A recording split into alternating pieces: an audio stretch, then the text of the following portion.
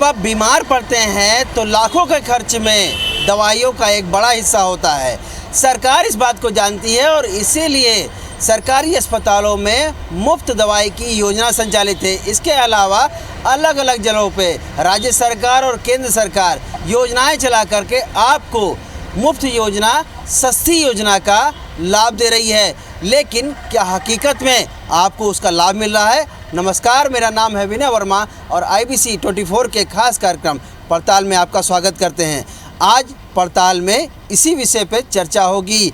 हम हर एक विषय पर, चाहे वो अधिकारियों की लापरवाही हो, योजनाओं का ज़मीनी धरातल पर असर हो, आपकी बात हो या दवा कंपनियों की, दवा जो व्यापारी हैं उनकी मनमर्जी हो और उनकी मॉनिटरिंग करने वालों की लापरवाही हो, तो आइए शुरू करते हैं अपना खास कार्यक्रम पड़ताल।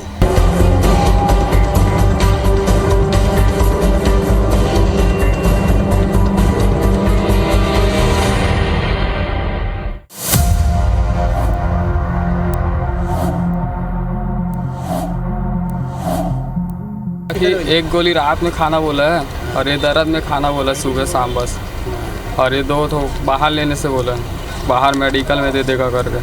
तो बोला था दवाई लिखे डॉक्टर तो 27 नंबर में जाओ ऐसा कह करके, तो बोला वहाँ ये दवाई नहीं है, बाहर से मेडिकल से ले लेना बोला। तो ये बाहर आए हैं लेने के लिए। यहाँ नहीं मिलती, मिल गए तो बाई चांस मिल गया, उसके बाद दोबारा आपको लेना ही पड़ेगा उधर बाहर से। तो कोई दवाई मिलता नहीं सही, मतलब आधा मिलता है, आधा हमेशा यही हाल मिलता है, दूसरी जगह खरीदना पड़ता है आधा। जब जाओ महीने का दवाई देते हैं बोलते हैं, लेकिन आधा देते हैं, आधा मिलता नहीं है।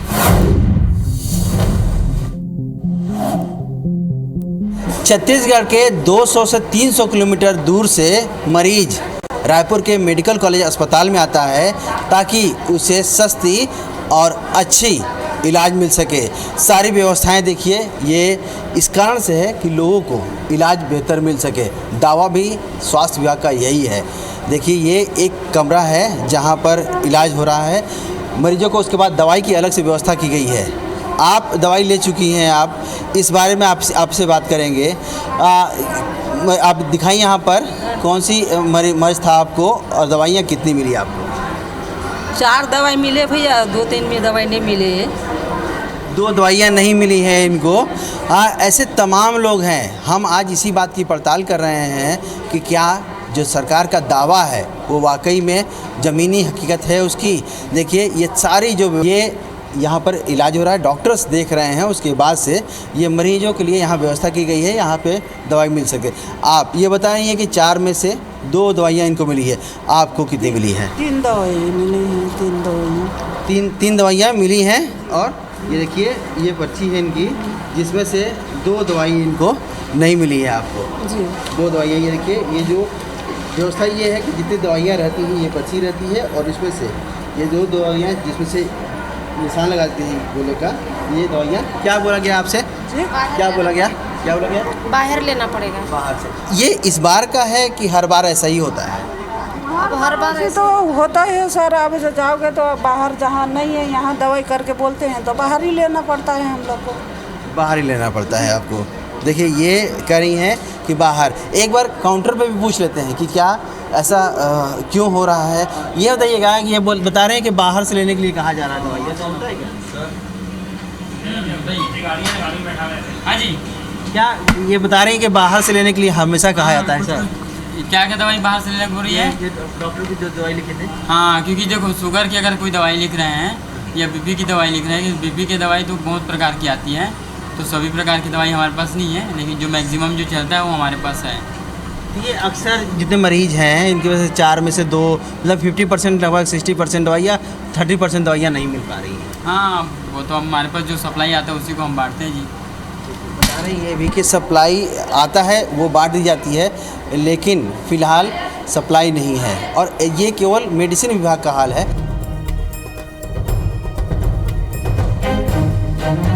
ये दवाई यहाँ नहीं है, आप बाहर ले सकते हैं। ये जो बात कही जाती है वो इस दवा दुकान के बारे में की जाती है। भारतीय रेड क्रॉस मेडिकल स्टोर है, यहाँ से ले सकते हैं। आइए, जिन विभागों में यहाँ से लोगों को भेजा जा रहा है उनसे मिल लेते हैं, उनसे ही बात कर लेते हैं कि आखिर उनसे क्या कहा गया है, क्योंकि ये कहा जाता है कि स्वास्थ्य विभाग का इस सबसे बड़ा अस्पताल है और यहाँ पे सारी दवाइयाँ मिलती हैं। देखिए इनसे बात कर लेते हैं कि ये लंबी लाइन है यहाँ पे। आप लोगों को कितनी दवाई, कौन सा विभाग था आपका? देखिए ये किस विभाग में दिखाई, क्या समस्या थी, कहाँ से आए हैं आप? हाड़ावन, कहाँ से आए हैं आप? महासमुंद जिला हाड़ावन, महासमुंद ग्राम से आए हाड़ावन। हैं। महासमुंद से आए। कौन से विभाग में दिखाए हैं आप? क्या कितनी दवाई बाहर से बोला गया है? 4 दवाई बोला गया। 4 दवाई। देखिए 7 दवाई थी और इनको 4 दवाई बाहर से लेने क्या कहा गया है। समस्या क्या है, कौन से विभाग में दिखाए थे आप? ऊपर में 3रा मंजिल ऊपर में है, मेरा बेटी का हाथ टूटा है, पैर टूटा है, उसका ऑपरेशन है। आर्थो डिपार्टमेंट में इन्होंने अपनी बेटी को दिखाया है। महासमुंद से आए हैं। 7 में से 4 दवाई इनको बाहर से लेंगे। आप किस विभाग से आए हैं? किस विभाग से? कार्डियोलॉजी से। कितनी दवाई आपको? देखिए इनकी एक ही मेडिसिन है सर, पेंटॉप। हाँ, इनको पेंटॉप गैस की जो दवाई है वो बाहर से लेने के लिए कहा गया है। जी सर जी। और भी कुछ लोगों से बात करते हैं। आप भी दवाई लेने आई हैं? कितनी दवाई आपको, कौन सी विभाग में दिखाई थी आप? एक हड्डी रोग विशेषज्ञ हैं, एक ही दवाई दिए हैं, 3 ये बाहर से लिखे हैं। ये वाला दवाई पूरा 4 दवाई। कहाँ से आई हैं आप? यही रायपुर से। ये रायपुर से आई हैं। देखिए और इनको ये 5 दवाइयाँ हैं जिसमें से एक दवाई आपको दी गई है। ये कहा गया है कि 4 दवाई आप बाहर से खरीदें। बाहर से लेंगी। बाहर मतलब भारतीय रेड क्रॉस सोसाइटी से लेंगी। ये देखिए और भी ले। आप कौन सी दवाई ले जा रहे हैं? ये पर्ची दिखाइए। पर्ची है क्या आपके पास में? वो पर्ची नहीं दी है। तो कौन सी दवाई आपको बताया गया था लेने के लिए? वो मम्मी का है, यही वाला बताया था। हाँ। तो और कितनी दवाइयाँ दे दिए थे आपको वहाँ से? वो चला रहे हैं, चला रहे हैं। ये आईपीडी की है लगातार। और भी लोगों से कुछ लोग बात करते हैं। आपका भी, आपकी भी, ये आपकी भी। ये कहाँ से आई हैं? कहाँ से आई हैं आप पहले बताइए? रायपुर की रहने वाली हैं आप? हाँ। और किस डिपार्टमेंट में दिखाया आपने? वो आखिरी वाले। समस्या क्या थी आपको? थायराइड और बीपी। थायराइड और बीपी की। देखिए इनको यहाँ पर 7 दवाइयाँ इनमें से, जिसमें से 3 दवाई आपको बाहर कहा गया है लेने के लिए। बाकी दवाइयाँ दी हैं इन्होंने। देखिए 3 दवाई इनको। लगभग ये सारी समस्या सभी विभागों की है, चाहे वो चर्म रोग की हो, आर्थो हो, कैंसर हो। ये तमाम जो समस्याएं ये हैं कि यहाँ पर दवाइयाँ नहीं रहती हैं। जो डॉक्टर भी कह रहे हैं, जो प्रबंधन भी कह रहा है कि हमने इसकी डिमांड CGMSE यानी छत्तीसगढ़ मेडिकल सर्विसेज कॉरपोरेशन को भेजी है। वहाँ दवाइयाँ जब आएंगी तो लोगों को बांटी जाएगी। लेकिन उनकी एक समस्या और है कि जो लोकल परचेस का जो नियम है, इसके लिए CGMSE इनको परमिशन नहीं दे रहा है, जिसके कारण से ये लोकल परचेस नहीं कर पा रहे हैं और इसी कारण से अस्पतालों में दवाइयाँ नहीं हैं।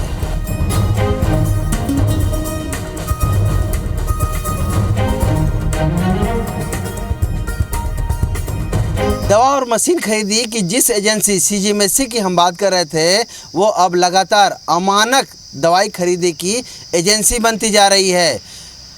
चाहे वो MD हो, GM हो या नीचे के अधिकारी, सभी इसमें लिप्त हैं। कई बार आरोप लगे, कई बार नोट शीट चली, लेकिन जिस अधिकारी ने नोट शीट चलाई उसे ही हटा दिया गया और इसी का नतीजा हो वो पोविडोन आयोडीन हो या अन्य दवाइयाँ जब अस्पतालों में सप्लाई हो जाती हैं, उसके बाद सूचना आती है कि हमें जो सब दवाई दी गई है वो तो अमानक है, मरीजों पे असर ही नहीं करती है। कई बार जो बॉटल है उसमें फंगस होते हैं, जबकि यहाँ जांच करने की 3 स्तरीय जो प्रणाली है सब फेल है।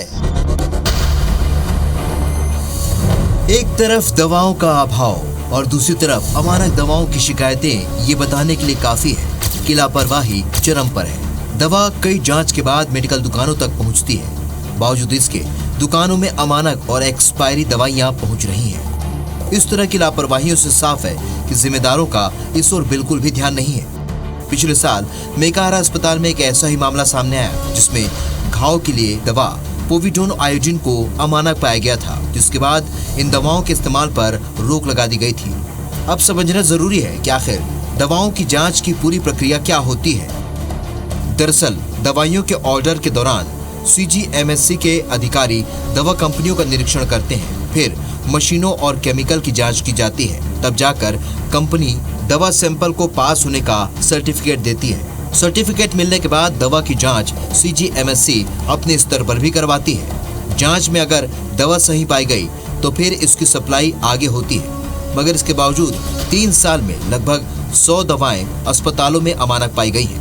ये छत्तीसगढ़ का स्टेट ड्रग लैब है। यहाँ पर छत्तीसगढ़ में आने वाली, या वो सरकारी हो या प्राइवेट, सभी दवाइयों की जांच होती है। लेकिन सैंपल कलेक्ट करने के लिए जिन लोगों को जिम्मेदारी दी गई है वो फील्ड के बाहर नहीं निकलते। उनका कहना है कि छत्तीसगढ़ के स्टेट ड्रग लैब में उनकी ड्यूटी लगाई गई है। जब हमने अधिकारियों से पूछा तो वो कहने लगे सेटअप ही पूरा नहीं है। संचालक खुद प्रभार में बैठे हुए हैं। पहले वो लैब असिस्टेंट थे, प्रमोशन देकर के लैब एनालिस्ट बनाया गया और अब उन्हें प्रभार देकर के डायरेक्टर की जिम्मेदारी दे दी गई है। देखिए कितना बड़ा सेटअप है, करोड़ों का सेटअप है।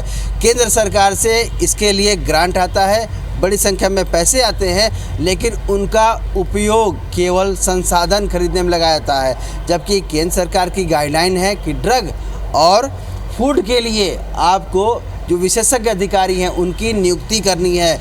लंबे समय से सेटअप बन के तैयार है, लेकिन वो आधे अधूरे से काम चल रहा है। और ऐसे में जो फील्ड के कर्मचारी हैं वो न केवल सैंपल कलेक्ट कर रहे हैं बल्कि यहाँ पर उसकी जांच भी कर रहे हैं। और इसी कारण से बार बार इस ड्रग लैब पे जो भ्रष्टाचार का आरोप लगता है, सेटिंग का आरोप लगता है। कई बार तो सेटिंग करने के लिए जो जांच का जो सैंपल है वो लंबे समय तक इंतजार करना पड़ता है। वो चाहे पोविडीन आयोडीन हो या किस तरह से और दवाइयाँ हों, वो भी उनके सैंपल पास हो जाते हैं, लेकिन उन पर कार्रवाई नहीं होती क्योंकि सेटिंग का जो आरोप है वो बार बार इसे झेलना पड़ता है। बाहर एक बोर्ड लगा दिया जाता है कि आप अंदर नहीं जा सकते, इसके लिए प्रवेश लेनी जरूरी है, लेकिन प्रवेश कोई अधिकारी आपको नहीं देगा क्योंकि वो अंदर क्या है ये आपको जानने नहीं देगा। शायद इसी कारण से यहाँ पर छत्तीसगढ़ में ड्रग वो मानकों के अनुरूप नहीं मिलती।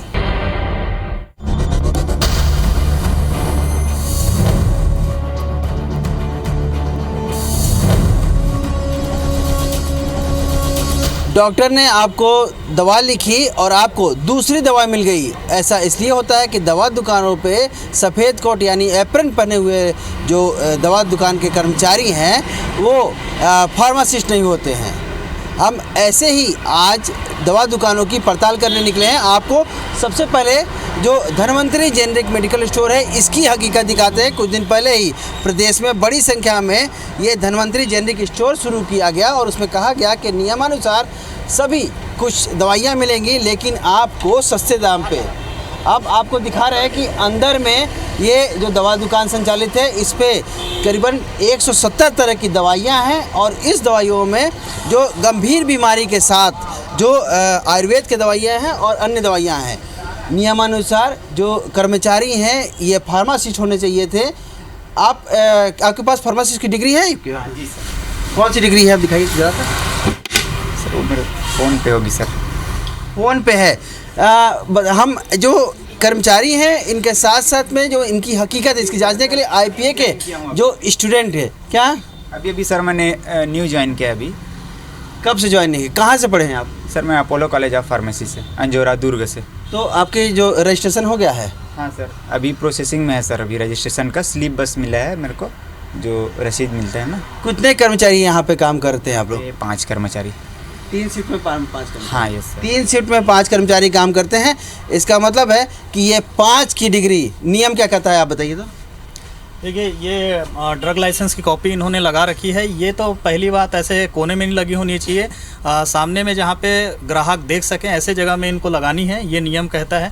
दूसरा इसमें जो ड्रग लाइसेंस में जो पंजीकृत फार्मासिस्ट है यहाँ पे लिखा हुआ है यामिनी है ना, उसका पंजीयन क्रमांक लिखा हुआ है, डिप्लोमा ऑफ फार्मेसी किया हुआ है, उनका पंजीयन क्रमांक 20-581 है। ये यहाँ पे उपस्थित होने चाहिए। उनकी उपस्थिति में ही, उनके सुपरविज़न में ही यहाँ दवाओं का क्रय विक्रय और भंडारण किया जाना है। यदि इस दुकान में किसी मरीज को गलत दवा दे दी जाती है तो उसकी जिम्मेदारी पूरी तरीके से जो रजिस्टर्ड फार्मासिस्ट जिसका नाम ड्रग लाइसेंस में लिखा हुआ है उसकी जिम्मेदारी कहलाती है। ये यामिनी है इनका फार्मेसी। आप दवा दे रहे हैं, आपका रजिस्टर्ड है आपका? हाँ सर रजिस्टर्ड है ना। कहाँ, किस कॉलेज से पढ़े हैं, कहाँ पर? वो Rungta college pharmaceutical science research से। रूंगटा कॉलेज से। आपका जो सर्टिफिकेट है, लाइसेंस है, वो नहीं यहाँ पे नहीं लगा? नहीं सर, मैं तो अभी ज्वाइनिंग किया हूँ इसलिए लगा नहीं है। यामिनी कौन है जिनका कब मिलती है? जो यहाँ सबसे पहले आई थी, ज्वाइनिंग ली है, उसके बाद मैं लिया हूँ। अभी यामिनी नहीं है अभी? अभी तो नहीं है, क्योंकि अभी हम लोग चले गए होंगे। यामिनी अभी जा चुकी हैं, ऐसा कहना था। लेकिन कुछ देर पहले ये कह रहे थे कि यामिनी कभी नहीं आती हैं, हम सुबह ड्यूटी पे रहते हैं, शाम तक देर रात तक ड्यूटी पे रहते हैं, लेकिन यामिनी हमें नजर आती है। देखिए ये पूरी दवाइयाँ इस तरह की दवाइयाँ हैं। अगर ये गलत दवाइयाँ दे दी जाती हैं, क्योंकि फार्मासिस्ट को सभी चीज़ की जानकारी होती है, अगर आपको गलत दवाई मिलती है तो आप बीमार पड़ सकते हैं और जान भी जा सकती है। अन्य दुकानों में भी पड़ताल करते हैं, आइए चलिए।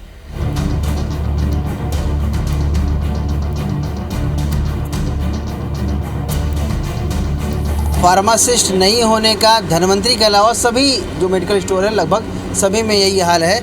एक और दुकान है, क्या दुकान है, लक्ष्मी मेडिकल हॉल ये दुकान का नाम। यहाँ पर जो सर्टिफिकेट जो दिखाया गया है यहाँ पर, ये कशिश उत्तमानी है। यहाँ से कोई भी अभी जो कर्मचारी हैं उसमें से नहीं है। फार्मासिस्ट हो आप? नहीं, फार्मासिस्ट नहीं सर। फार्मासिस्ट हो आप? नहीं। फार्मासिस्ट हो आप? फार्मासिस्ट नहीं। एक भी आदमी, देखिए 3 लोग यहाँ पर दवाई दे रहे हैं। पूरा ये दवाई का रेंज लगा हुआ है। इसमें से जो मलेरिया की दवाई है, टीबी की दवाई है, कैंसर की दवाई है, सारी दवाइयाँ यहाँ उपलब्ध है। बच्चों की दवाइयाँ हैं, हाई एंटीबायोटिक है, ये सारी दवाइयाँ यहाँ पर मौजूद हैं।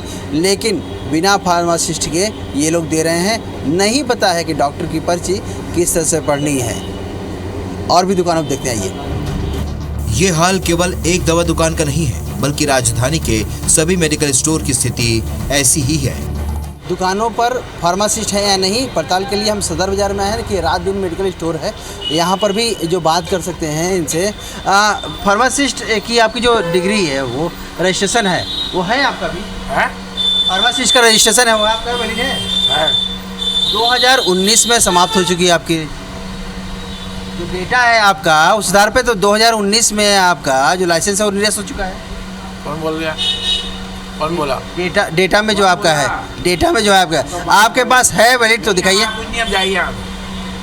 इनके पास में 2019 में इनका जो लाइसेंस है उसका जो टाइम है, ड्यूरेशन, वो समाप्त हो चुका है। और ऐसे में जो फार्मासिस्ट हैं वो लोगों को अवैध दवाई देने का वो है। ये हाल इन 2 दुकानों का नहीं है, प्रदेश की लगभग सभी दुकानों में ऐसी ही लापरवाही जारी है। जबकि प्रदेश में बड़ी संख्या में ड्रग इंस्पेक्टर हैं। ये फील्ड में जाने की जगह ऑफिस में बैठने और ड्रग लाइसेंस बनवाने को ही अपना काम समझते हैं। इसी कारण ऐसे दुकानदार बेखौफ प्रतिबंधित दवाएं बेच रहे हैं। प्रदेश के 3,500 दवा दुकानों का सालाना कारोबार 7,000 करोड़ का है। इसकी मॉनिटरिंग किस तरह होती है ये हम आपको दिखा रहे हैं। देखिए ये ड्रग डिपार्टमेंट का ऑफिस है। 11 से ज़्यादा हो चुके, करीब 12 बजने वाले हैं। ऑफिस देखिए पूरा, ये ड्रग इंस्पेक्टरों के बैठने का रूम है। पूरी तरह से ये खाली है। बताया जा रहा है कि सारे ड्रग इंस्पेक्टर पहले उपस्थिति दर्ज कराने रायपुर के CMHO कार्यालय जाते हैं, उसके बाद यहाँ आते हैं। लेकिन उसमें कितना समय लगता है किसी को नहीं पता। दूसरा रूम दिखाते हैं, ये भी ड्रग इंस्पेक्टरों का रूम है। अलग अलग जो क्षेत्र बटे रहते हैं उनमें ये बैठे हैं। केवल यहाँ पर जो कर्मचारी हैं, वो जो चतुर्वर्ग के कर्मचारी हैं, वो यहाँ बैठे हुए हैं। लेकिन ड्रग इंस्पेक्टर्स कहाँ हैं, कहीं कोई नहीं जानता। यहाँ पे जो काम होता है, जो दवा दुकानों की मॉनिटरिंग के साथ साथ में अनुज्ञप्ति लाइसेंस वो बनता है। औषधि निरीक्षक यहाँ पर बैठे रहते हैं। ये जन सूचना अधिकारी का कार्यालय है, यहाँ पर भी कोई नहीं है। ये ADC का रूम है, इधर आपको दिखाते हैं, ये भी कोई नहीं है। यहाँ तो ADC आते ही नहीं है क्योंकि वे प्रभार पे हैं। जानिए कि महत्वपूर्ण विभाग है ड्रग डिपार्टमेंट का, लोगों के जान से जुड़ा हुआ विभाग है, उसके बावजूद भी ये प्रभार पे चल रहा है। ADC लंबे समय से यहाँ पर कोई ADC की नियुक्ति नहीं हुई है। ये सारा जो विभाग है वो प्रभार पे चलता है। बड़े अधिकारी बोलते हैं हमें जानकारी नहीं है, हमें बात करने की जो ऊपर से परमिशन नहीं है। केवल यहाँ से लाइसेंस ही बनता है, उसमें भी हर बार भ्रष्टाचार की शिकायत होती है। कई बार जो लाइसेंस हैं वो उनके नाम से दूसरों जगहों पर, दूसरे मेडिकल स्टोर में उनका इस्तेमाल होता है। जो दवा दुकानों पे जो कर्मचारी हैं वो फार्मासिस्ट नहीं हैं और इस तरह से मॉनिटरिंग करके ये अपनी खाना पूर्ति कर रहे हैं। पूरे पड़ताल से एक बात तो साफ थी कि लापरवाही चरम पर है। दवाइयों की किल्लत, दवा सप्लाई और अमानक दवाओं के बारे में जब हमने अस्पताल प्रबंधन से बात की तो उन्होंने क्या कुछ कहा, आप खुद सुनिए। सप्लाई काम तो सीजीएमसी का है और सीजीएमसी को डिमांड चली गई है, जल्दी से जल्दी सप्लाई करेंगे। एक एनओसी का लोकल परचेज भी आप कर सकते हैं, क्यों नहीं कर रहे? हाँ, लोकल परचेज खरीदना हो तो एनओसी ऑलरेडी जनरेट हो जाती है और नहीं होती तो सीजीएमसी एनओसी दे सकती है। और लेकिन अस्पतालों में एनओसी किससे लेकर के या सीजीएमसी से कैसे मरीज को अस्पताल में दवाई, मरीज को कोई तकलीफ नहीं होगी। जब दवाई सीजीएमसी सप्लाई करेगी और नहीं कर पाएगी तो एनओसी देगी तो हॉस्पिटल खरीदेगी। फिलहाल एनओसी नहीं है, अब ये हॉस्पिटल वालों को जानकारी है। दवाइयों का जो डिमांड है सीजीएमएससी में भेजा जा चुका है और डीएमई ऑफिस के थ्रू जाता है, तो हम डीएमई ऑफिस को फिर भेज दिए हैं और अभी डीएमई साहब से बात हुई थी तो दोबारा फिर उसको भेजने के लिए बोले, उसी चिट्ठी को हम दोबारा उनके पास भेज दे रहे हैं और वो कहाँ प्रक्रिया में कहाँ क्या रुका हुआ क्या है उसके बारे में देख रहे हैं उसको। छत्तीसगढ़ के लोग दूर दराज से रायपुर इसलिए आते हैं कि उन्हें रायपुर में सस्ता और अच्छा इलाज मिल सके। शिकायतें मिलती रहीं जिस पर हमने पड़ताल की, नतीजा आपके सामने है।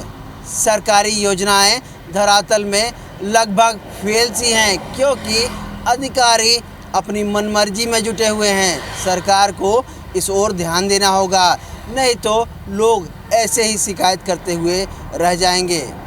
आज के एपिसोड में इतना ही, अगले फिर एक नए मुद्दे के साथ आपसे रूबरू होंगे। तब तक मुझे और मेरे साथी कैमरामैन रमाशंकर केसरवानी को इजाज़त दीजिए। नमस्कार।